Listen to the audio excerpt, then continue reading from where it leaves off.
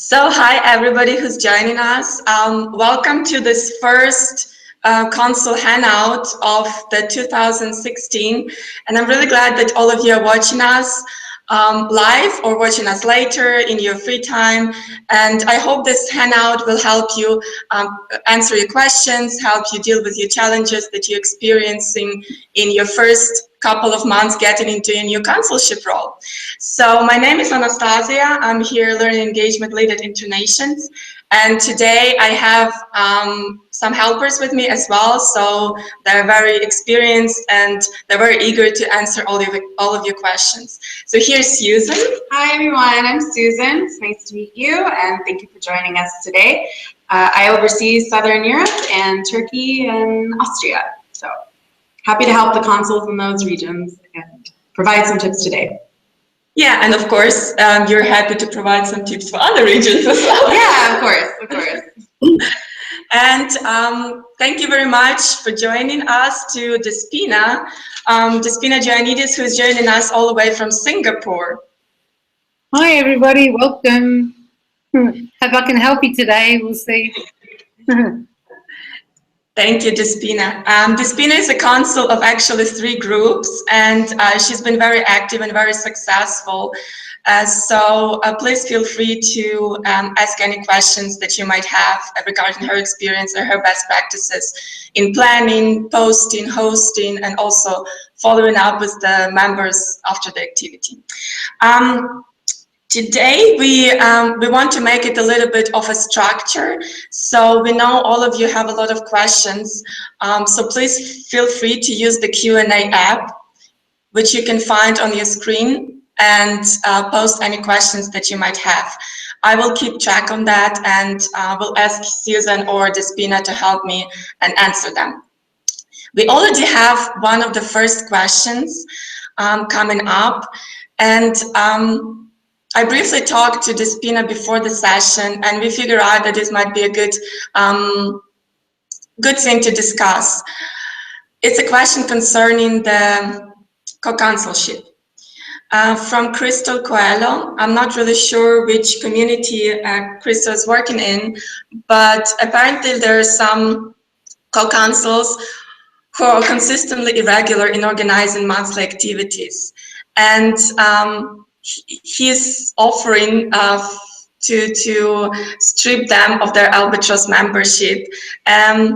What do you say, Despina, on that? I mean, not about the Albatross membership, but the way you can cooperate with your co-consul, the way you can find common ground and make sure that the activity group is successful together. Do you have any experience in that? Okay, well, I have one co-consul with one of my groups, so I consul 3 groups, and the one I'm talking about is the cooking group. I have a co-consul who, we were friends, so we decided to do it together, and that worked out really well. But if you don't have someone who's a friend and they're on board, communication is the key, I think. There are so many ways you can communicate with the members and with your consuls. I mean, we have a WhatsApp. Sometimes we make a group and we discuss things, also through Gmail, or we just meet each other at the events. But communication, I think, to have something set, some set goals for the next month, and touch base and make sure that each person has done their job, I suppose. I mean, yes, I think I've been in a situation where I've had to do doing a couple of groups myself, and you do sometimes need a support. So, I encourage you to have somebody on board. I think we were also saying how valuable it is, and you're also training other people. You don't know, tomorrow you might end up leaving the city you're in, and and that group is without a leader, and that would be a shame because it's the members that will miss out. So communication, and also I suppose discuss. You got to get to know your co-consul before firstly you invite them. Like I had somebody who's approached me with one of my groups, and I said, well, look, come along to our next event, because actually that person hadn't come to the event at 20 events before. So firstly I thought, well, that was a little bit, to look into that a little bit more, and why wasn't that person coming? And if they were just going to come and be a co-consul straight away without knowing the group, then that may not work. So I think they do need to know the group first. And yeah, just be a little tentative, I guess, about how and when you invite them and work with them. Yeah, exactly. I think Susan will agree with that, right? That the communication is the key, really, and keeping up the personal relationship with your co-consuls is very important. So people feel the responsibility, and also the responsibility for making a good experience for our members, because one of the main goals of actually creating these groups and hosting activities is to bring the like-minded people together and enjoy the time doing the activities that you like doing the hobbies, going out for dinners and so on. So make sure that your members enjoy it and they have a really good experience. Yeah. Okay, thank you very much. Regarding different planning issues, since you're a consul of 3 groups, which is quite a lot, I might imagine it's a lot of commitment. When planning your activities, how much in advance do you plan, and what days prove to be the best for different types of the activities that you host? During the weekends, on the weekdays? Good question. I guess to knowing your group and the fact, I mean, in Singapore at least, everybody's working. So, they're going to work till at least 6, 7 o'clock. Weekends, generally, they're free and wanting to go out. I don't do anything too early on the weekend. So, for example, my cooking group, the last one I had at my own house because...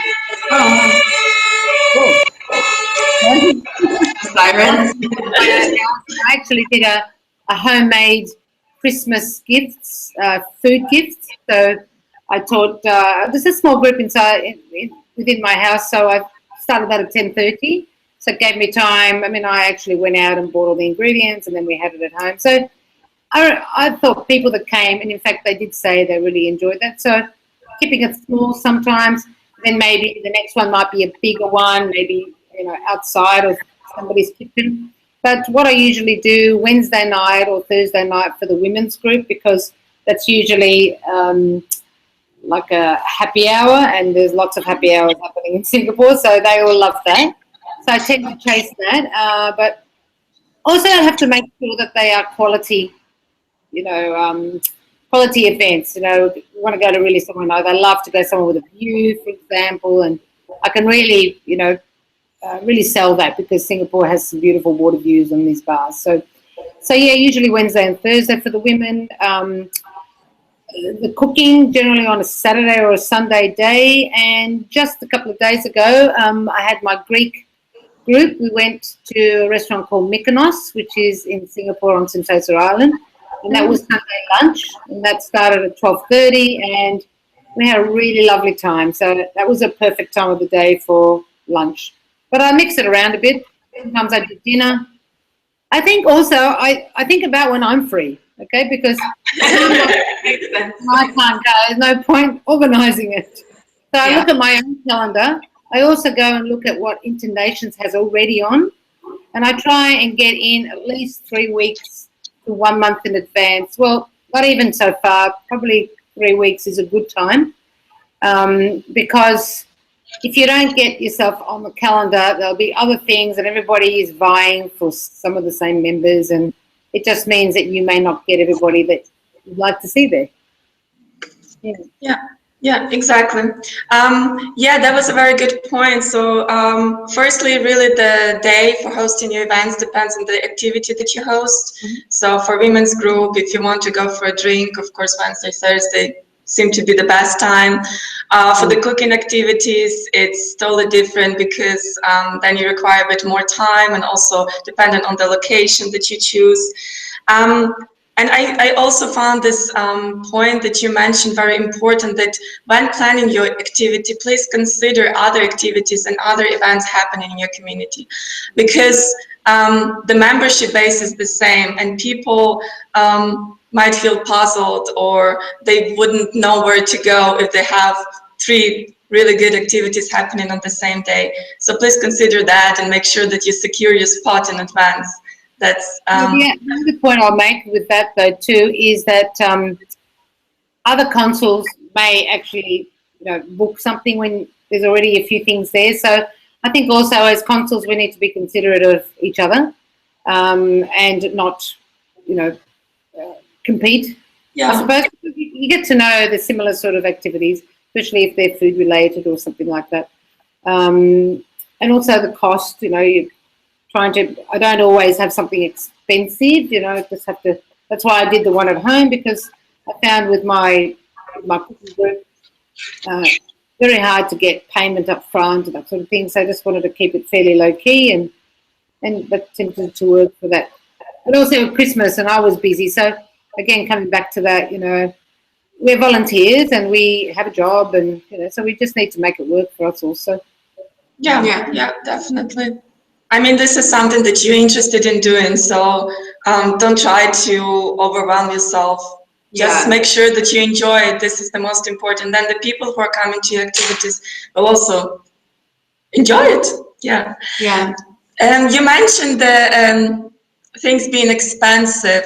Have you dealt with any prepayment deposits when hosting your activities, and how did you manage those? Okay, this question actually came up last time I was on Hangout. We organised a cooking class at an external cooking school, and we needed to pay the school up front.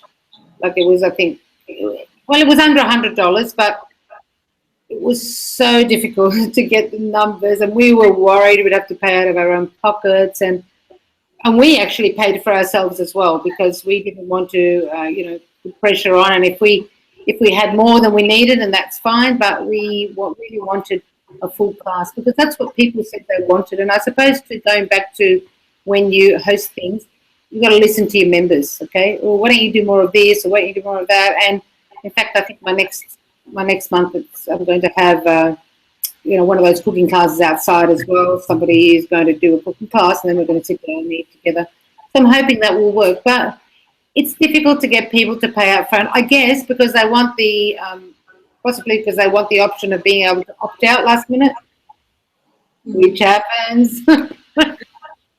And so possibly taking a deposit is something that I thought about, because obviously you need to leave deposits and whatever. But unless you vary the type of activities you've got and you ask them for deposits, you can't have the variety of things that you'd like to offer your members, So they just have to get used, I guess, to the fact that some things do cost money.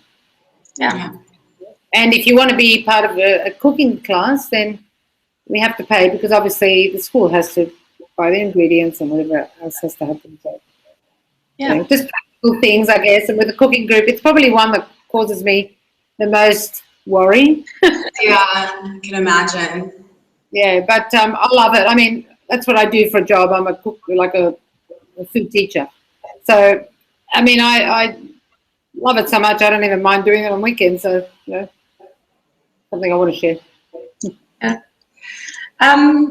I would just like to add, if it does, like for some groups, it will work to collect a prepayment in advance. I have some consuls that say that it works for them, and then I have some consuls that say it never works, it's a mess when I try to do it. The thing that I would just want to stress is just don't pay for things in advance where you put yourself in the situation where you could lose your own money. So if you want to, I would recommend, if you have an activity for a smaller group where it's easier to manage, then, and if the prepayment makes sense, to give it a try. And then if it turns out that it's just creating more of an issue than having fun, then don't do it in the future. But maybe collect a prepayment, not a prepayment, a deposit, or maybe try a different structure for the activity. Yeah, that's true. You've got to mix it around a bit. Yeah, that's very true. Thank you. Thank you, Susan. Thank you, Despina. I think the next question that would be connected to that, how do you deal with the no-shows? And how do you try to manage, from your personal experience, that the no-show rate is lower, that people actually committed and coming to your activities when they said they're attending? And the question, excuse me, the question that goes along with those lines is from Sahim Iki. He is the new consul of the Movies Group, and the second invite happening on the 3rd of February. He had an issue last movie event when the activity was on Thursday and most of the participants came too late. So how do you manage no-shows, and how can you communicate better to the members that this is the time they have to be there, and it's not going to work if they come late? So what was the event again that she That was the movie night, the movie group activities, yeah. Okay.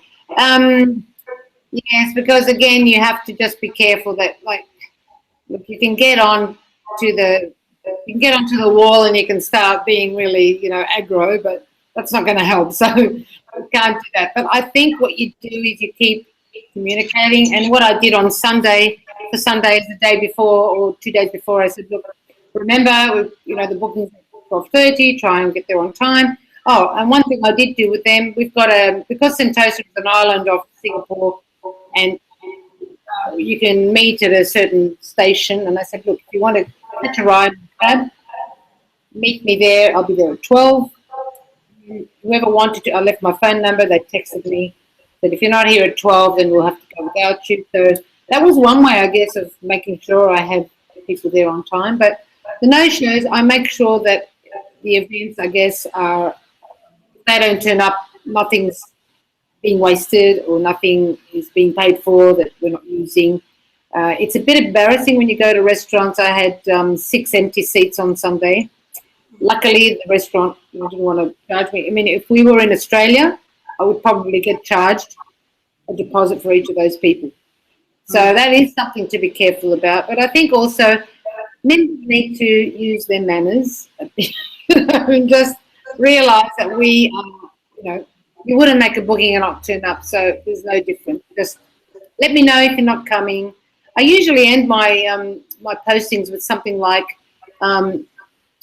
only sign up if you intend to attend. Mm-hmm. Yeah, that's what I write, and then hopefully that's subtle enough to make sure that they're going to come. But my rule of thumb, I expect 25%, and I know that's low, 25% of who signs up. Now, for example, this tomorrow night I have a women's group, and I've got just about 60 people signed up. 60? 60. Oh, wow. Mm-hmm. So I have booked for 15, okay, and I know that sounds, I'm sure that can take a few extra, but, if I get 25%, or even if I get 20 people, I'm laughing. And to me, that's okay, because the people who've signed up, they've known about it. Okay, maybe some others can't come, but what I might do even in the morning is I might open that again. So like I've closed it at 60, I might open it again, and then that gives people who want to come last minute the opportunity to sign up. You won't get a lot, but that's actually probably a good strategy too. Yeah. Yeah. Yeah. Listen to it. I would also suggest what you just gave, advice you just gave, to plan for a lower amount of attendees, because you have to count that there will be some no-shows, unfortunately. And if it is a smaller group, you can also reach out to those no-shows afterwards and send a message that's like, hey, we missed you. I missed you yesterday. It would have been so nice to get to meet you. Next time, please just make sure that you cancel your attendance, because I need to know this information for the venue. And we have a guide that we recently put together to help tackle this no-show issue.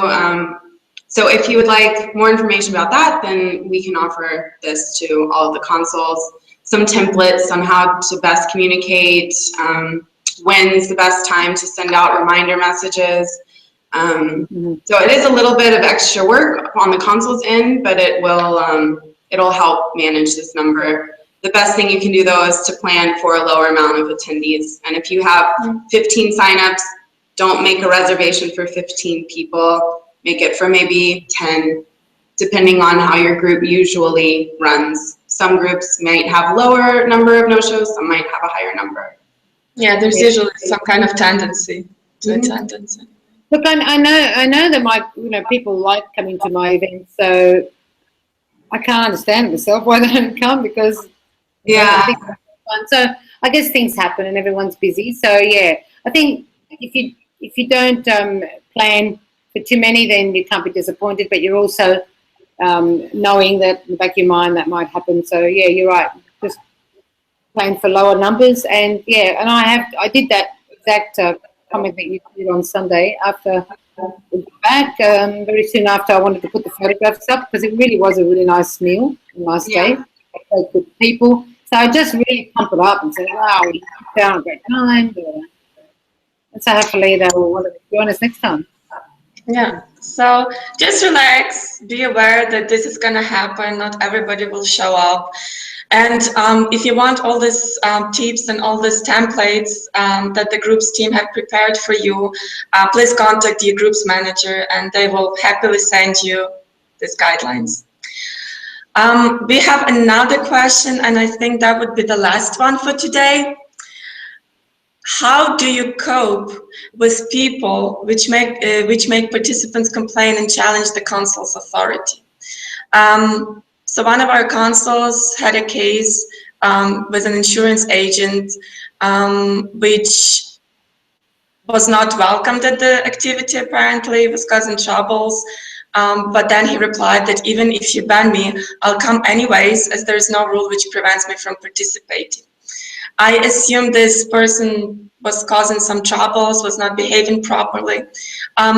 Susan, maybe you can help us. Are there any guidelines or anybody that our consul can contact in this regard? Yes, we take respect very seriously. So if you have a member that attends and is acting inappropriately, is being very disrespectful to you, please let us know right away. If there were other people at the activity who also witnessed this behavior, let us know. Ask them to also contact us. You can send an abuse report because there are repercussions. We expect the members to be cordial to one another, to be, respectful to one another. So this type of behavior is not, it's not something that we want at InterNations, especially because the consuls use their free time to organize. So let us know about it, give as much detail as possible, and then we can talk to you about the next steps and how to move forward to resolve the issue. Well, I actually had something similar last year.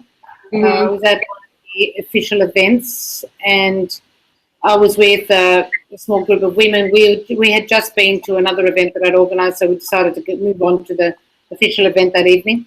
And there was a young man that was basically harassing one of my friends, and everywhere we moved around the room, he would sort of go stand next to her. So my first step was, I must say, at that time there was nobody around to assist because the people at the desk who were helping with that event, they weren't there.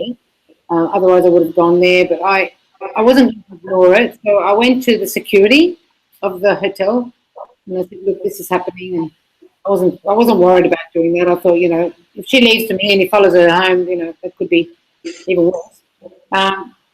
They said they would do something about it, but I just ignored me. And I did bring it up at one of the hangouts as well. So yeah, I think it is something that you've answered it anyway. Obviously, you've had a few people say similar complaints. So yeah, just because it's a social setting, it doesn't mean that you're not going to get some people with antisocial behaviour. Yeah, no, there are certain expectations, and I'm really sorry about any situation like this that happens that we hear about. Yeah, we're really trying to take the precaution, but of course, if nobody sends the abuse report to the person, we cannot really keep track of all the communities because they're not there. Yeah, it's really important to let us know because otherwise we can't move forward and take the next steps to resolve it. Okay, thank you, Susan. Thank you, Despina.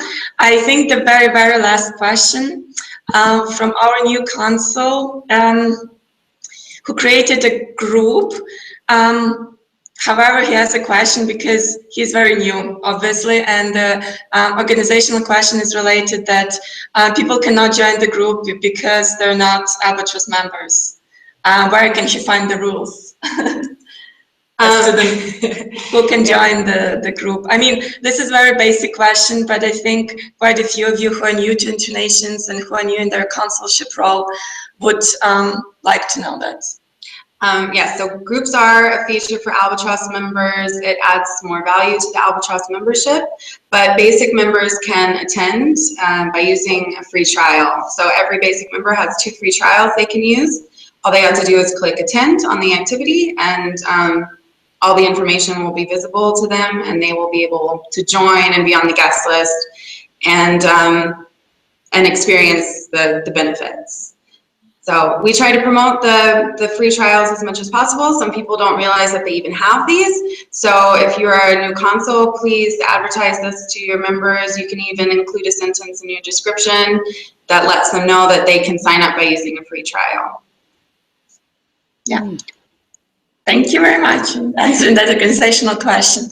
I think we're running a bit out of time. So Despina, you've been great in the Hangout session last time, so that was almost 6 months ago, and we're really glad that you joined us today as well, taking into account that you're quite busy with all of your 3 groups. So what would be your top advice for our consuls who have joined us in the last couple of months? What do you want them to take out of this session today? Oh, wow. I guess the most important thing is, I mean, this is my 3rd year in Singapore, and before I came here, I wasn't involved with InterNations, but I guess I just wanted to look after the consuls I was interested in. So you've got to have a genuine interest in your activity, in your group, and really do your research. You know, look around for whatever your city has to offer, and there'll be, get some friends on board, perhaps. I mean, one day last minute I couldn't make it to on time to an event, so I'll text someone and say, hey, would you mind just greeting everybody while until I get there? And you can sort of start to also tap some people on the shoulder and say, only so you can sort of see whether they may be consuls down the track or whatever. And I think be open to others around you to help you, and you're the leader, but open to other suggestions, because people have some great ideas. And I ask members too, what would you like to see? What do you think of that? And if they get on the wall before me and say, hey, that was wonderful, well, I think that's what we want. We want some good feedback. So yeah, communication. Make your communication really positive and really clear, and go and check out your venue first before you go. I think that's really important. Do good research, talk to the people at the venue, and just so there's no surprises. And also, I think the other thing too that has been really important for me is that I make sure that I greet people when they come. I shake their hand, I know their name, I introduce them to everybody, really make them feel welcome. And I think that's really important, because I've been if you go to a party, for example, and you get ignored by everybody, you're not really going to feel comfortable about being there. So if you can communicate really well and introduce people and just make them feel really good, I think that's really important. Yeah. Thank you. That was a lot of top advice. So if I may summarize, it's important to have clear and positive communication, both with the consuls, with co-consuls, with your community, with your members. As a consul, you should always seek for feedback and also consider those feedback and suggestions from your members to try to organize more diversified activities, as well as choosing different topics, different venues, and so on. Check the venue, the restaurant, the cafe you're going to in advance, so you know what to expect, you know what is there, and basically how to organize your activity more successfully.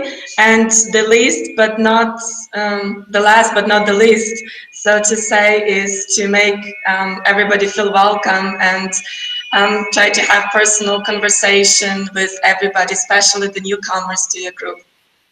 Did I do it okay? Was it? Okay, great. So these are the top tips from Despina, and we thank you very much for joining us today, and also to all of you for viewing us. We'll be hosting the sessions as we have in the previous half a year. We'll be hosting this every month, so please make sure to sign up to our YouTube channel, circle us on Google+, and also keep in touch with your group's manager in case you have any queries, any questions that maybe you were too shy to ask today, or maybe you have after the session. So we're always here to help and support you. Thank you, Despina. Thank you so much. Thank you, Anastasia, Susan. Thanks for having me. And thank you, everybody, for watching us. Bye-bye. Bye. Thank you.